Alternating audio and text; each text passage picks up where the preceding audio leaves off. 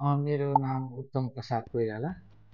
म चाहिँ बाबुको यो इन्ट्रान्स दिनको लागि कहाँ गर्ने भएको थियो, बिरकोस चाहिँ कता गर्ने भनेको थियो।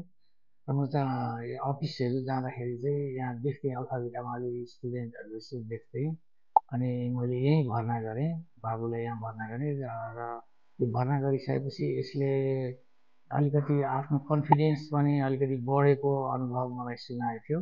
अनि कलेजहरू विभिन्न कलेजहरू मैले सबै कलेजमा जानलाई भ्याएको थिइनँ, तर अल्फाबिटाले त्यो अपर्च्युनिटी चाहिँ बाबुलाई नै प्रदान गरेर उसैले नै कुन कलेज पढ्ने भन्ने चाहिँ आफैले डिटरमाइन गरेर सेन्ट जेभियर्स चाहिँ उसले रोजाइमा चाहिँ सेन्ट जेभियर्स पढ्यो। अरू कलेजहरूमा पनि निकालेको थियो नाम निकाल्नलाई त, तर उसले चाहिँ सेन्ट जेभियर्सै हुन्छ भनेर सेन्ट जेभियर्सै पढ्छु भन्ने उसको चाहिँ इच्छाभित्र इच्छा थियो। र म उसले नाम निकाल्दाखेरि हामी यति खुसी भयौँ कि योभन्दा अगाडि कति साथीहरूको छोराछोरीहरूले नाम ननिकालिँदाखेरि किन उसलाई यस्तो निकाल्न नसकेको जस्तो लाग्थ्यो। तर मेरो छोराले चाहिँ सजिलैसँग निकाले जस्तो भयो। किन चाहिँ अन्त पढाएछन्, अल्फाबिटामा पढेर जाँदाखेरि चाहिँ कलेजहरू उसले चोइस गर्नलाई पनि एकदम महत्त्वपूर्ण भूमिका चाहिँ अल्फाबिटाले त्यो प्रदान गर्यो।